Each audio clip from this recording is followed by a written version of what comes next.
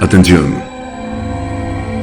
El siguiente video contiene material audiovisual posiblemente no apto para personas sensibles.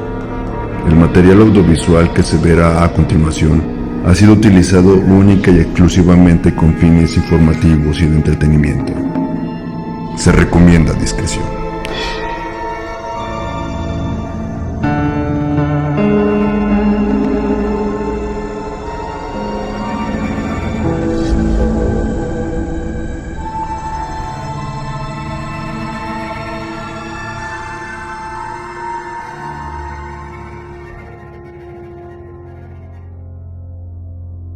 Continuando con más casos de feminicidio, pasaremos a un tema bastante preocupante que actualmente sucede en muchas partes del mundo.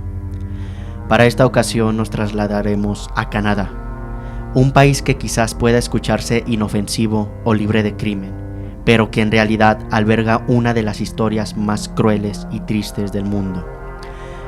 En este país abordaremos una realidad dolorosa y persistente: la desaparición de mujeres a causa del racismo sistémico y la indiferencia institucional. A través de historias desgarradoras y datos alarmantes, exploraremos cómo el racismo no solo discrimina y margina, sino que también borra y silencia.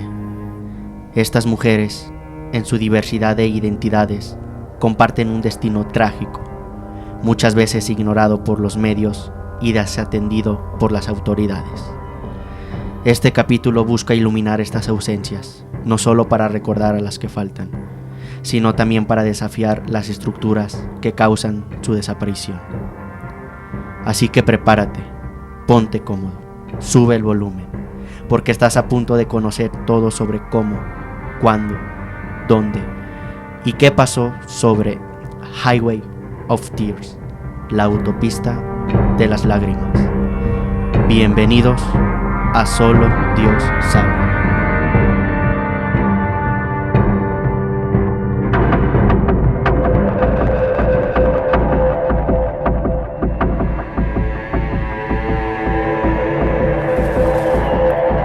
Solo Dios sabe.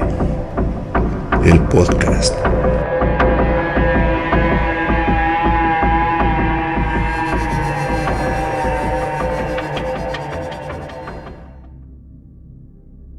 Buenas noches, serafines. Espero estén listos para sumergirnos una vez más en algunos de los misterios que existen en nuestro universo. Les recuerdo que en esta travesía hacia la oscuridad no estamos solos. Nos acompaña, como siempre, mi gran amigo Güero Orozco. Amigo, buenas noches. ¿Cómo estás? Brandon, ¿qué tal? Serafines, buenas noches. Pues bueno, qué bueno que me lo preguntas, porque estoy muy emocionado. Bueno, obviamente, pues un placer otra vez estar aquí con todos ustedes, haciendo contenido para ustedes. Una noche lluviosa, lo cual pues amerita mucho los temas que traemos el día de hoy. Y pues bueno, no quiero alargar más el capítulo, sino que simplemente, como siempre, les recomiendo que nos sigan en nuestros canales de difusión de WhatsApp y Telegram, donde mandamos evidencia exclusiva y también de todas las notificaciones de cuando subimos un nuevo video. Y asimismo nos pueden encontrar en todas las redes sociales como Solo Dios Sabe Podcast. También nos pueden escuchar en plataformas de audio como Spotify, Apple Podcasts, Amazon Music y iHeartRadio. Te estaremos esperando. Como siempre, agradeciendo esa breve pero importante introducción publicitaria, ¿no? Hemos estado recordando en todos nuestros capítulos todas las redes sociales en las que está este increíble podcast. Y bueno, esta vez es un tema bastante interesante que de hecho apenas la semana pasada a mí como que me empezó a llamar la atención investigar más de este caso. Ya lo tenía en la lista. A poco, pues como le expliqué en la introducción, este caso sucede en quizás uno de los países menos esperados, que me refiero, bueno, al país de Canadá. ¿Y por qué digo menos esperado? Bueno, prácticamente Canadá para muchos es un país tranquilo, entre comillas, debido a que, bueno, a que no es tan poblado como otros países de Norteamérica, Estados Unidos y México. Ajá. Muchos factores pues son evidentemente a sus condiciones climáticas, lo que complican muchos asuntos de la vida diaria. Uh-huh. Bueno, En cualquier parte del mundo, ahorita, bueno, este caso que se enfoca en Canadá, pues nos vamos a dar cuenta de que en cualquier parte del mundo sucede este tipo de crimen, ¿no? Principalmente el racismo, que es algo bastante serio que hemos estado tocando incluso en otros capítulos. Ok. El tema de hoy es la autopista de las lágrimas, o en inglés Highway of Tears. ¿Habías escuchado de esta autopista? No, de hecho, cuando mencionaste del tema que ibas a hablar fuera de cámaras, o sea, desconozco totalmente el tema y por eso te digo que estoy pues emocionado porque, bueno, por lo menos el título se escucha muy interesante. Entonces, pues no, la verdad no había escuchado de este tema. Perfecto, porque sí es un tema bastante preocupante y que, como lo comentaba, como quizás las noticias de Canadá no son tan a flote como las de otras partes del mundo, pues da un poco más de tristeza o de coraje porque pues ahí también hay impunidad y es lo que vamos a estar, bueno, lo que les voy a compartir más adelante. Ok. Prácticamente de forma resumida, la autopista de las lágrimas es un tramo de carretera, o como bien dice, de autopista, en donde han ocurrido más de 30 crímenes combinados entre homicidios o desapariciones. Esto contra mujeres, principalmente de origen indígena. Y este va a ser un punto muy importante para todo el tema. Y bueno, antes de pasar con los casos y bueno, más o menos cómo se logró bautizar esta autopista, porque es derivado a los casos que le dieron este nombre, pues les daré como siempre contexto geográfico para ubicarnos mejor en la historia. La autopista de las lágrimas es un corredor de 725 kilómetros de la autopista 16 entre Prince George y Prince Rupert. Esto en la Columbia Británica, Canadá. Aquí, bueno, aquí te muestro ya para quienes nos están viendo una imagen del tramo, ahí las subrayé. Prácticamente la línea que se ve es la carretera, es lo único que está ahí visible en esa parte de... Y está muy larga, 785 kilómetros es mucho. Es muchísimo. Y bueno, principalmente en ese tramo es donde ocurrieron estas desgracias, ¿no? Este tema, pues, bueno, este mapa también es bastante interesante. De hecho, bueno, no sé si es un recorte muy grande, pero en la parte de abajo podemos ver que ya está Vancouver y ya la frontera con Estados Unidos en Seattle. Con Seattle. Entonces, como dato curioso o cultura, la Columbia Británica tiene a la tercera ciudad más poblada de Canadá, llamada Vancouver, que como podemos observar en la imagen que les presenté, ya hace frontera con Estados Unidos y está cercana a Seattle, Washington. El término o el nombre de la autopista de las lágrimas fue acuñado en 1998 durante una vigilia celebrada en Terrance, Columbia Británica, en memoria de 4 mujeres asesinadas y 2 más desaparecidas. ¿Cómo se dio a conocer este tipo de situaciones? Bueno, primero que nada, este tramo de autopista es gigantesco, por lo que es un gran problema para muchas mujeres debido a que sería fácil agredirlas y sobre todo cometer un crimen y esconder las evidencias. Está rodeado de montañas, o sea, esa es el único tramo pavimentado en el que te puedes mover. Entonces, todo lo demás es bosques, montañas. Sí, es muy difícil acceder a, digamos que, pues sí, como dices, es el único parte pavimentada, entonces de ahí en más, pues es enorme además. Enorme. Entonces, pues sí, supongo que es dificilísimo pues encontrar alguna evidencia de algún crimen. Sí, y aparte, o sea, no nada más la carretera, o sea, está gigantesco todo ese tramo. Sí, no, es enorme. De relieve, ¿no? Además, bueno, la región se presta bastante porque, como lo comentaba, al menos gran parte de la carretera está alejada de muchas poblaciones. Entonces, o sea, lo podemos ver incluso en las películas de terror, ¿no? O sea, una carretera de uno y uno que, o sea, está rodeada de bosques. Obviamente casi no pasan coches porque pues no están cerca los poblados, pero por eso se prestó mucho este tramo de carretera. Sí, es lo que te iba a decir, se presta muchísimo para este tipo de cosas. Las desapariciones y homicidios son recurrentes, por lo que se ha hablado de algún asesino serial específicamente en esa autopista. Antes les comenté que este término se acuñó en la década de los 90, cuando desaparecieron y desvivieron a varias jóvenes indígenas, pues este fue patrón bueno, este patrón fue la causa para que se prestara más atención al caso, pues comenzaba a ser bastante repetitivo, ¿no? Como comentabas, que siempre hay un patrón en donde ya empiezan a levantar más sospechas y a iniciar ya una investigación más a fondo. Ok. Una de las víctimas en estos años y que, bueno, causaron más interés en las autoridades fue el de Ramona Wilson, de tan solo 16 años de edad. Esto en 1994. Aquí, bueno, una imagen de Ramona Wilson. Antes de contarles este breve caso, les explicaré primero que nada un término bastante importante que en la gran mayoría de los casos vamos a ver. Y pues probablemente es una de las principales causas de la vulnerabilidad de estas mujeres.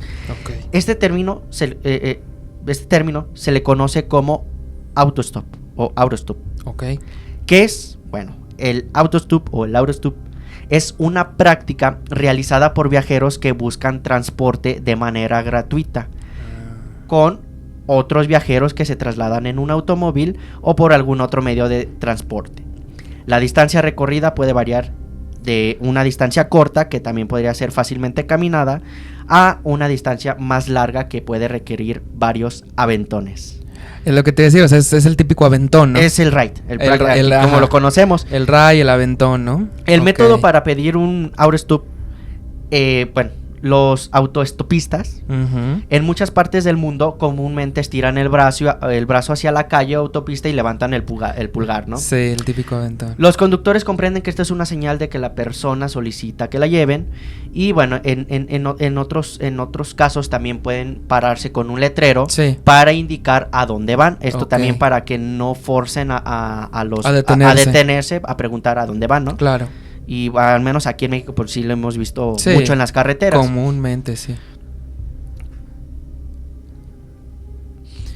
Y ya conociendo este término que les comento, se repite en muchos de los casos que vamos a ver. Pues ya ahora sí vamos a pasar al caso de Ramona Lisa Wilson, su nombre completo. Una chica de tan solo 16 años de edad que fue víctima de la autopista de las lágrimas. Ramona hacía autostop en Smithers. Sale exactamente en el mapa y lo puedes ver aquí. Ahí está la comunidad, la población de Smithers. Y Ramona hacía autostop en Smithers. Esto para ir a un baile y quedarse con amigos en Hazleton, que también está ahí adelante. Esto en la Columbia Británica el 1 de junio de 1994. Lamentablemente Ramona nunca llegó al baile. Y como podemos observar en el mapa, es la única carretera por la que puedes ir entre estas dos comunidades, o ciudades o poblados, como lo quieran ver. Los restos de Ramona fueron encontrados en abril de 1995, un año después, al norte de Jellich Road, cerca del aeropuerto de Smithers. Varios artículos estaban en un pequeño montón organizados a pocos metros de distancia. Otros objetos que se encontraron cerca era una pequeña sección de cuerda medio enterrada, 3 lazos de nylon entrelazados y una pequeña pistola de agua de color rosa. Una víctima lamentable de este caso. A pesar de los homicidios y desapariciones recurrentes, la gente no prestó tanto atención hasta el caso de Nicole Hoare, que es el siguiente caso. Una adolescente de 24 años de edad con estatus de desaparecida. De hecho, hay una página donde aparecen todas las víctimas de la autopista de las lágrimas y ahí te aparece el estatus, ¿no? Si la encontraron, o sea, si realmente fue un homicidio, o si fue realmente, o si sigue sin aparecer esta persona. Nicole Hoare fue vista por última vez haciendo autostop para ir a Smithers, originaria de Red Deer, Alberta. Nicole fue vista por última vez en una gasolinera en el 5952 de Gaudier Road, al oeste de Prince George, los extremos de la carretera de las lágrimas. Esto el 21 de junio del 2002, aproximadamente a las 2:50 de la tarde. Exactamente en este lapso, la vieron hablando con un hombre caucásico de unos 30 años de edad en un coche naranja. La policía investigó al asesino convicto Leland Vincent Sweeter y registró su propiedad en la isla Pierre, pero no se tomaron más medidas de la investigación. No dijeron si realmente estaba relacionado con el caso de Nicole o simplemente fue una triste o mala coincidencia que le adjudicaron este caso, pero ya no dieron más información. O sea, la investigación no dio más a fondo con este hombre. No dio más a fondo con este hombre y hasta ahí se quedó. Ok.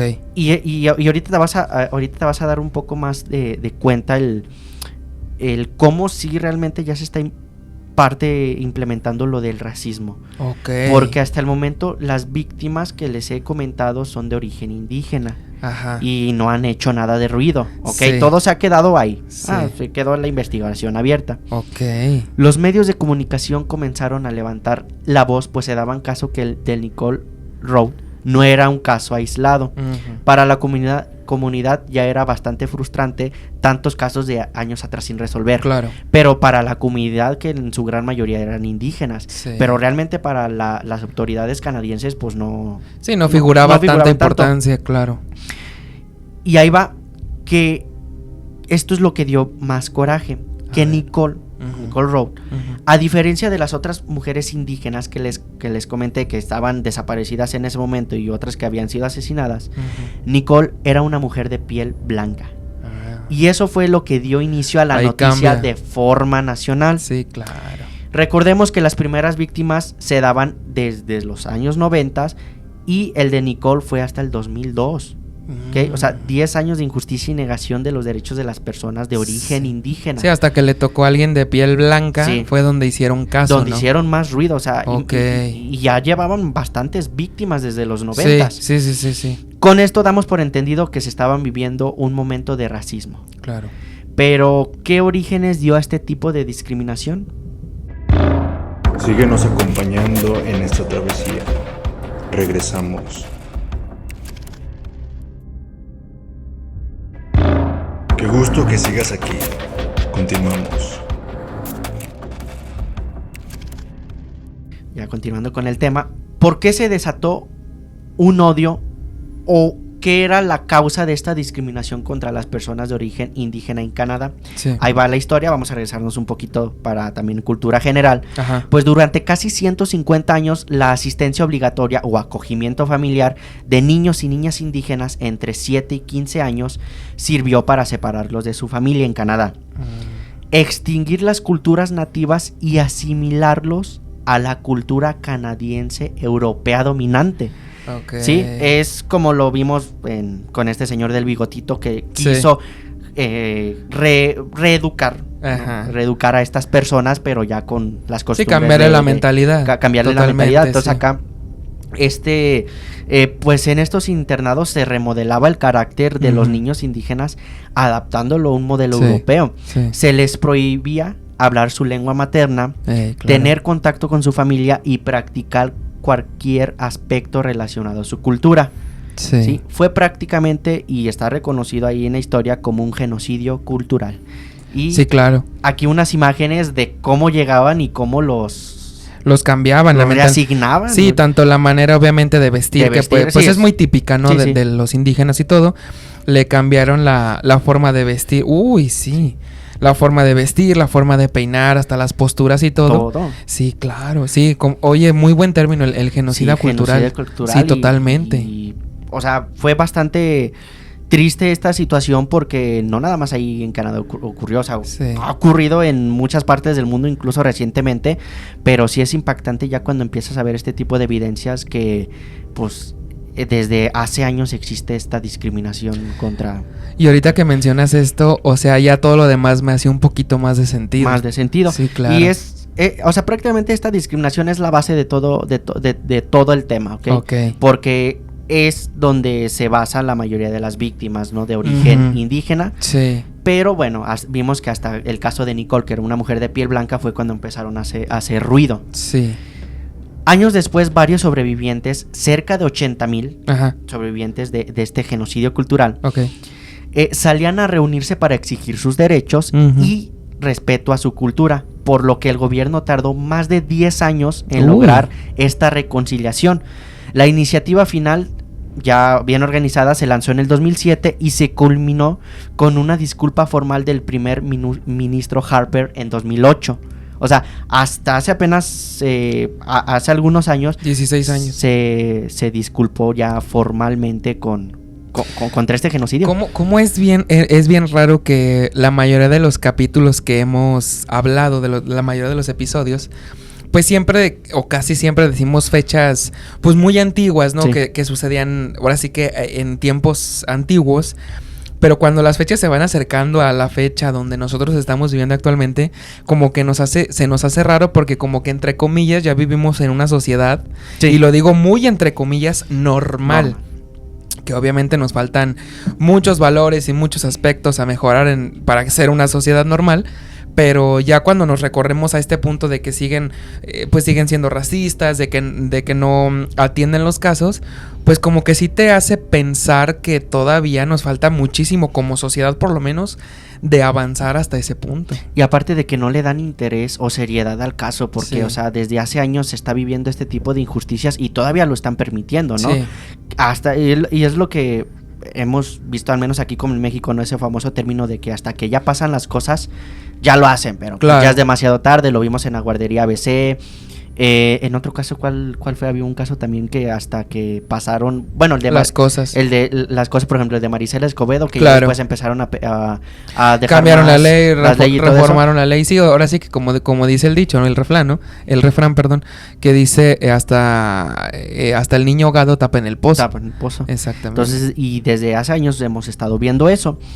Varias personas indígenas conocían a la policía montada, que era la que se llevaba a los niños para ser educados, Sí. como Nilchukin, que significa los que nos llevan lejos. ¿Ok?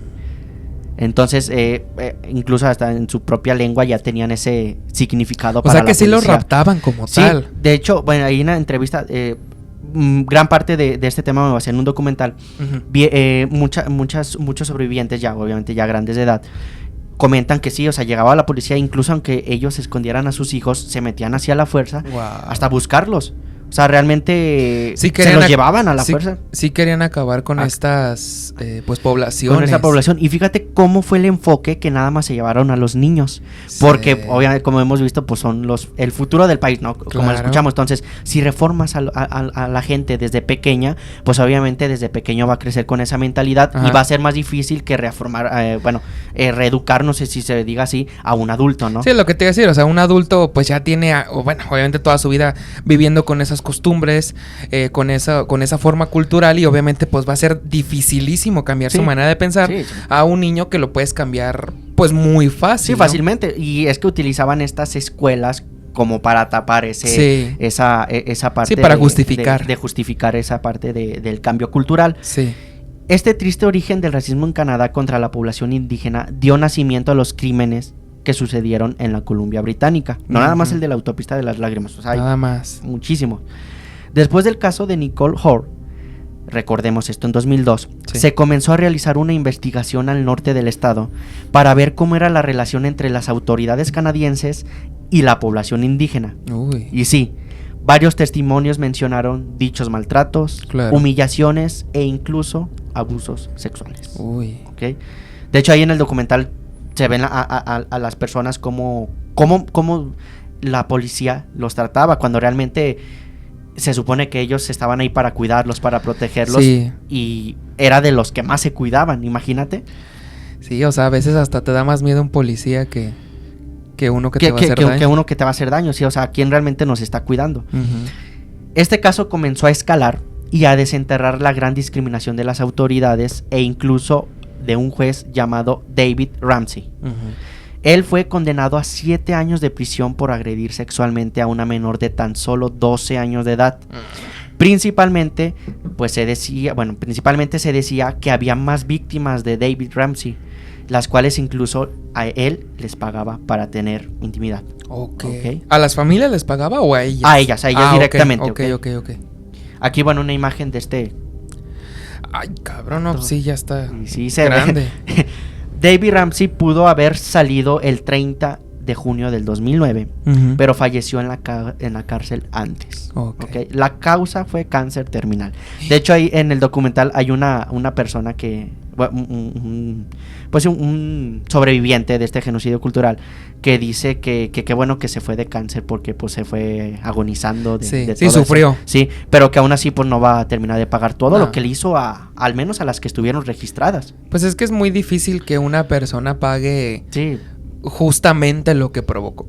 Sí, es muy muy difícil.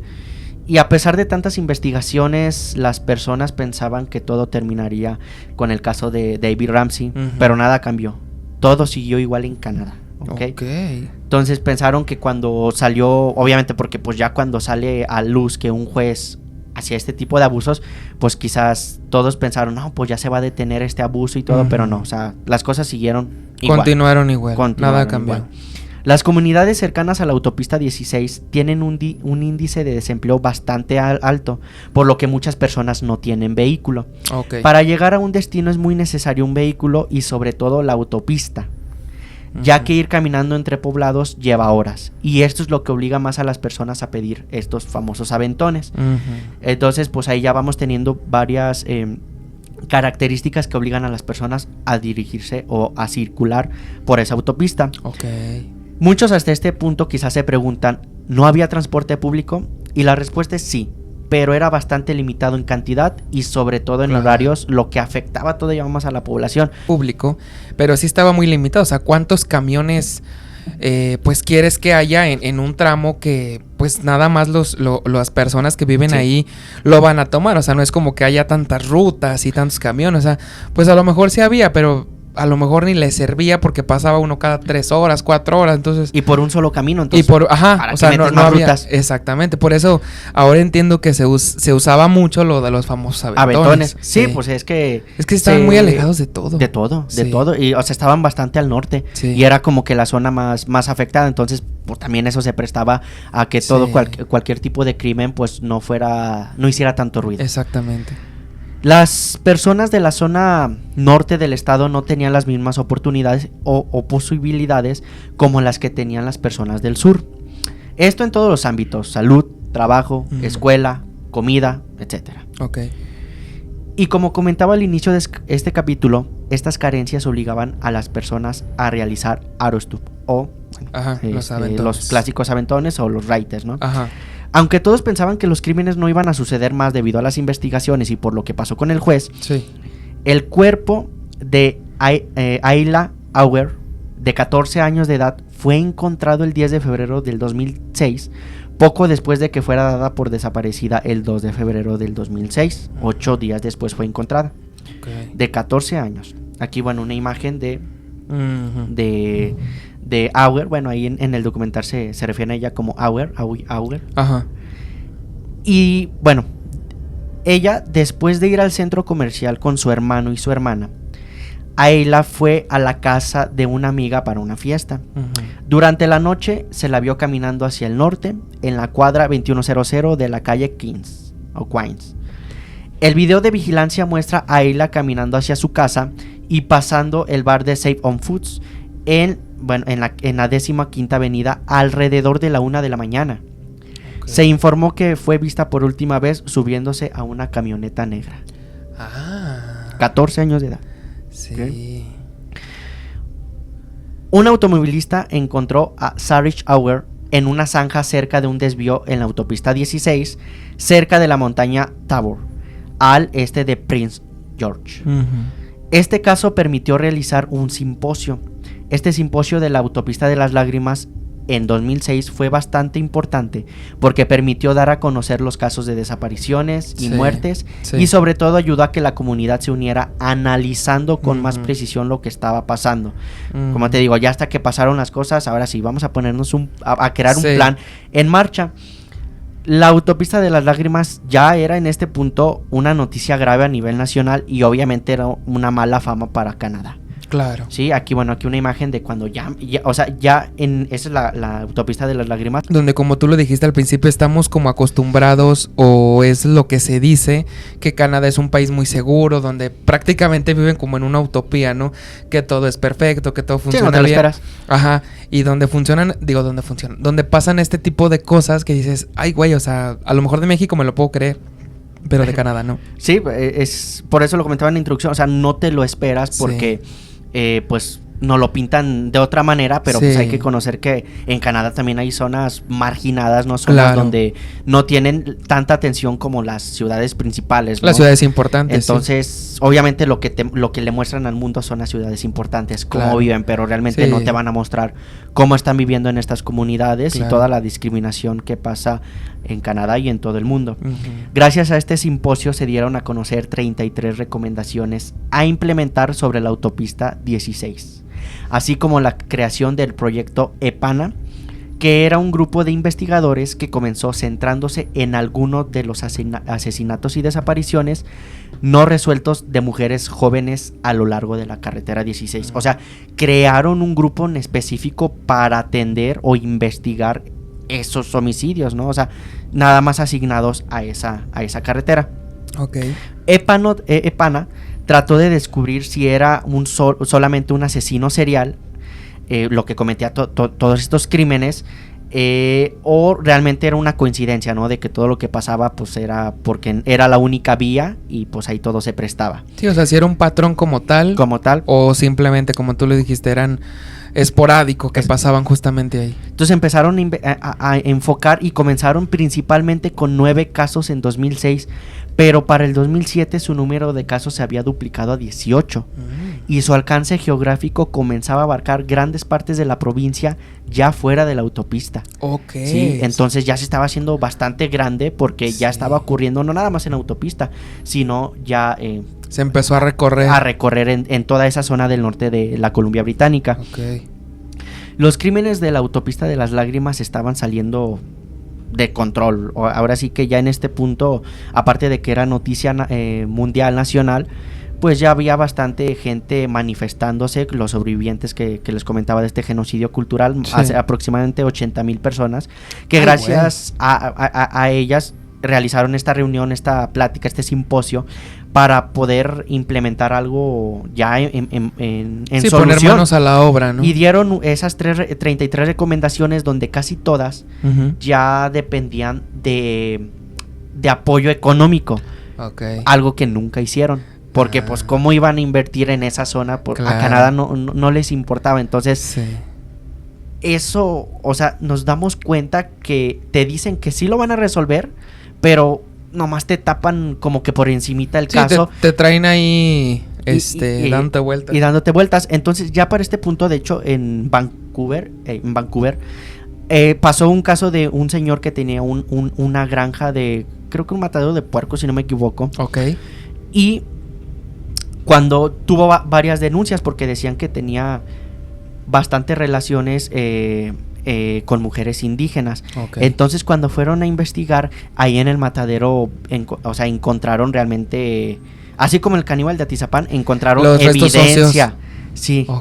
Y fueron creo que más de 40 víctimas. Entonces pues, obviamente también se considera como un asesino serial. Entonces esto mezclado con la de la autopista de las lágrimas, Canadá estaba en jaque, y más porque pues más porque quizás Canadá su mayoría de población nada más se centra en ciertas ciudades.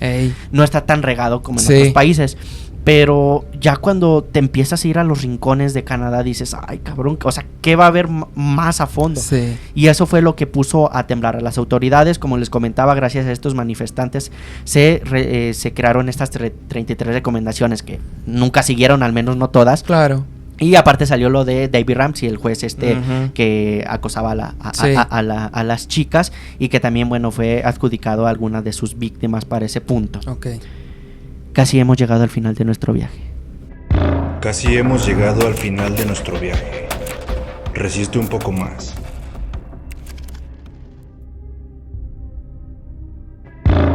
Se nota que eres valiente. Continuamos. Ya para cerrar este capítulo bastante corto, porque pues realmente todas las víctimas tenían ese patrón, ¿no? De que desaparecían en autopista 16. Es el mismo patrón. Las encontraban cerca de ahí o incluso nunca las encontraban. Ahí en Wikipedia, de hecho, está la lista de todas las víctimas. Y de ahí tomé las víctimas más relevantes. Más relevantes y bueno, también que hablan mucho en este documental, que ahí lo pueden buscar como Highway of Tears o la autopista de las lágrimas. Ajá. Está también doblado al español ahí en YouTube. Ok. Pues son puros testimonios de estas de los familiares de las víctimas. Claro. Voy a comenzar con el caso de Therese Humphrey. Humphrey fue vista por última vez embriagada fuera de una tienda de Prince George el 14 de febrero de 1993. Las fechas van a estar diferentes. Aleatorias. Okay. Sí, aleatorias. Ok. Algunos hombres declararon que cuando no pudo recordar dónde vivía, la llevaron de vuelta a la tienda. Ajá. Okay, como en las personas. Ajá. Su cuerpo desnudo y parcialmente congelado fue encontrado en un banco de nieve a unos 50 kilómetros al suroeste de Prince George a las 2:30 de la tarde el 14 de febrero del 93. ¿Ok? Aquí, bueno, incluso hasta las condiciones climáticas se prestaron para esconder el cuerpo. Sí, es que ahí el clima es bien hostil. Sí, no, es... Totalmente. Entonces, aquí, wow, o sea, es impactante. El patólogo forense que realizó la autopsia informó que su muerte fue causada por estrangulamiento con las manos y luego estrangulamiento con una ligadura similar a un cordón de zapatos encontrado en la escena. Ok. No sé si recordaron que en el caso de Nicole Road, ella también, o sea, fue encontrada con un lazo. Sí. Entonces por eso decían, es un asesino en serie. Ajá. Pero ya cuando les cambiaban el patrón, es que eso Sí. fue lo difícil, que les cambiaban el patrón, porque unas desaparecían, otras que encontraban, no todas tenían ese patrón de que habían sido estranguladas o habían sido... Sí, o sea, para identificar a uno en serie, pues es que a todas las víctimas le hace lo Le hacen mismo. algo. Y entonces acá, pues sí, a lo mejor desaparecían en el mismo lugar, pero la causa de muerte pues no era la misma en todas, o algunas sí, otras no. Otras no. Entonces, pues es difícil catalogar como uno en serie, porque, bueno, primero no sabemos si fue una persona o si fueron varias, pero pues sí, es difícil catalogarlo como tal. Y es a lo que voy ahorita, porque bueno, se va a escuchar cruel o triste, pero quizás para las autoridades hubiera sido mejor Sí. que todas las víctimas pertenecieran a un asesino serial, Sí, porque sí, sería sí, más sí. fácil las Sería más fácil investigaciones. investigarlo y todo. Pero ahorita de los casos van a ver que no, porque en este caso de Therese Humphrey, el asesino en serie Brian Peter Arp fue arrestado el 4 de octubre del 93 y más tarde condenado por el asesinato de Therese Humphrey y Marnie Blanchard, víctima también de la autopista 16. Él solicitó una apelación en el 98, pero fue denegada. Claro. ¿Ok? Entonces, a esta persona se le adjudicaron 2 víctimas de la autopista 16. ¿Ok? Sí. De las más de 30 que vienen ahí en el anexo. En la lista. En la lista, perdón.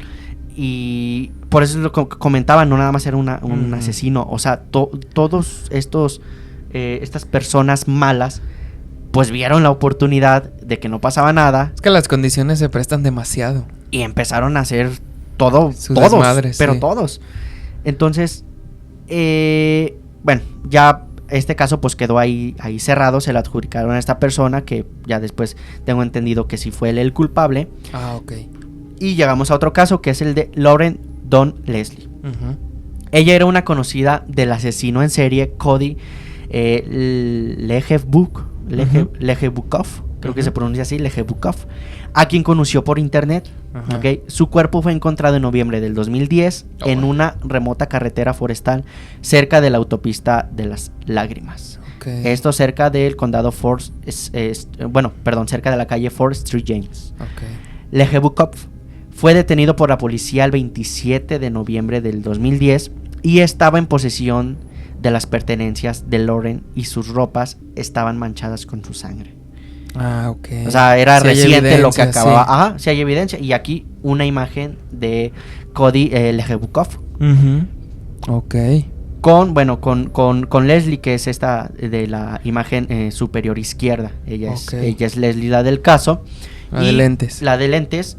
Y cuando Cody fue arrestado el 27 de noviembre 10, fue condenado a asesinato por asesinato en primer grado a Sí. las muertes de Leslie Sí. y otras 3 mujeres. Ay, El cabrón. 11 de septiembre del 2014, 4 años después. Después. Cuando lo detuvieron en el 2010, Cody tenía tan solo 20 años de edad. Y...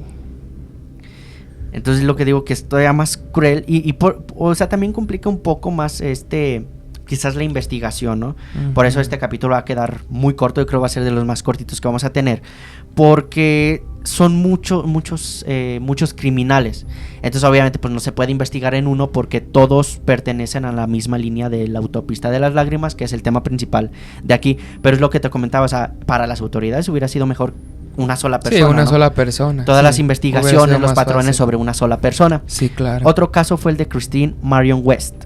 Ella fue encontrada en su apartamento por miembros de su familia el 7 de agosto del 2021. La familia había denunciado su desaparición a la policía montada hace tiempo ya antes. Ajá. Y ella había informado en las redes sociales que había sido acosada por alguien y que la policía montada no estaba haciendo bien su trabajo para protegerla.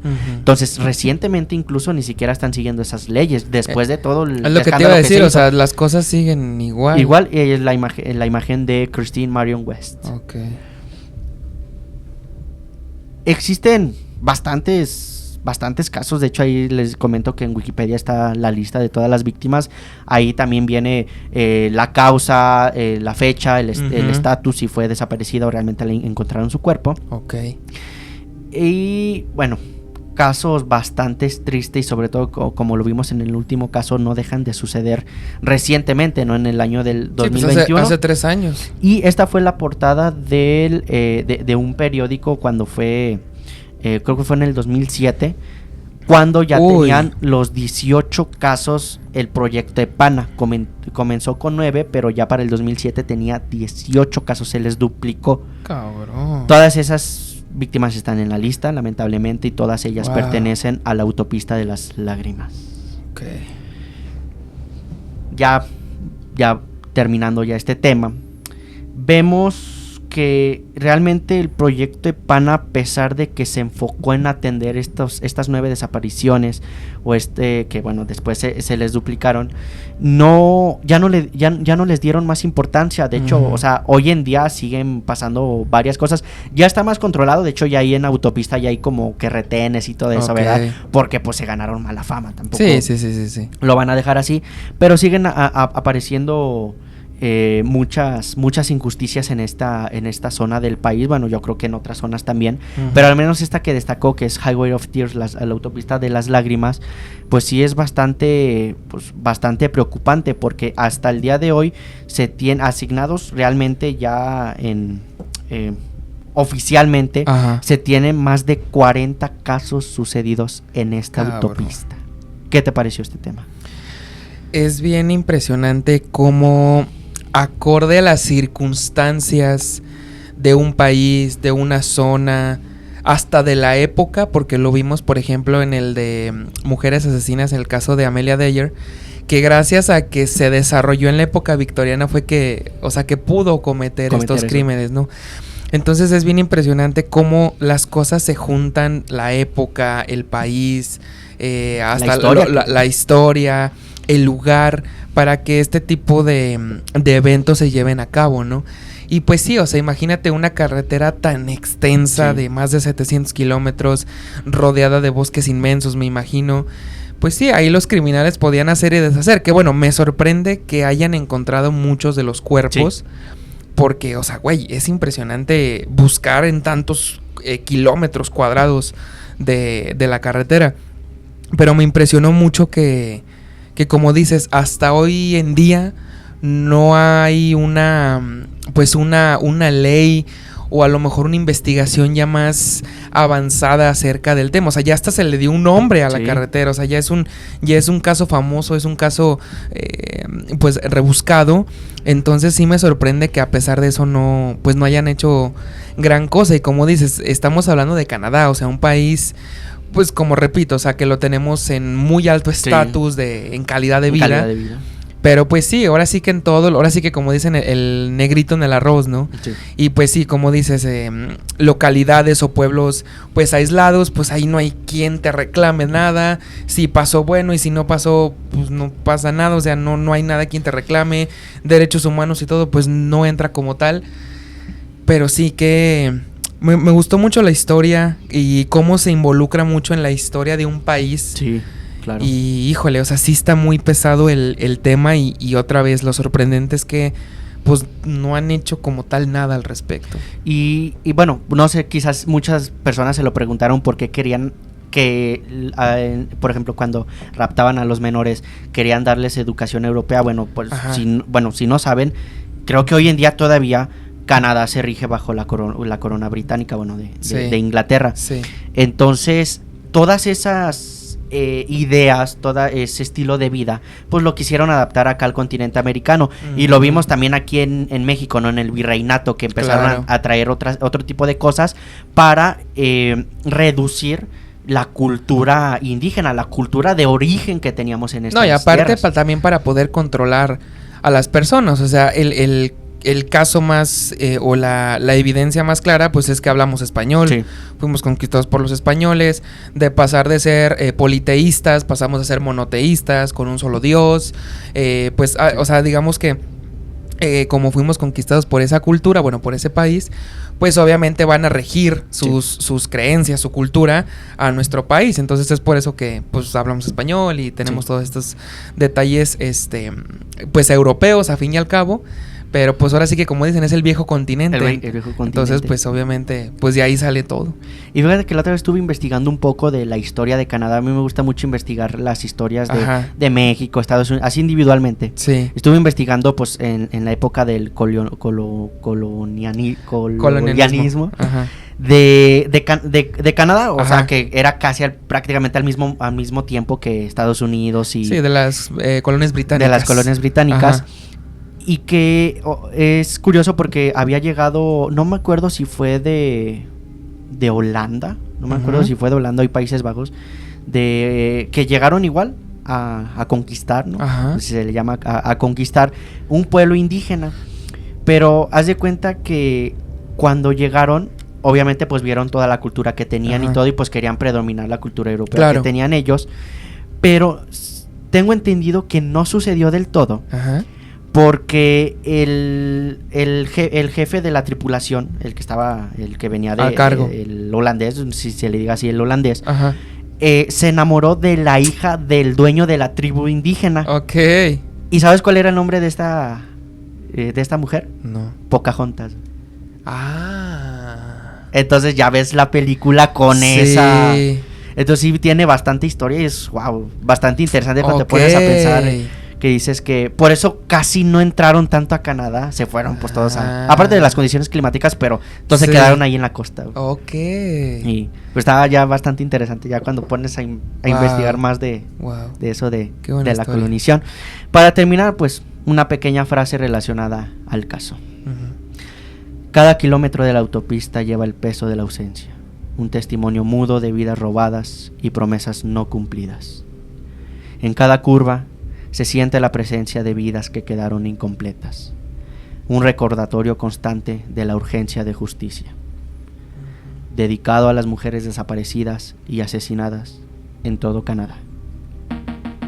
Ahora podemos irnos en paz, sabiendo que hemos desafiado los límites de nuestra comprensión, porque al final solo Dios sabe. Hasta la próxima.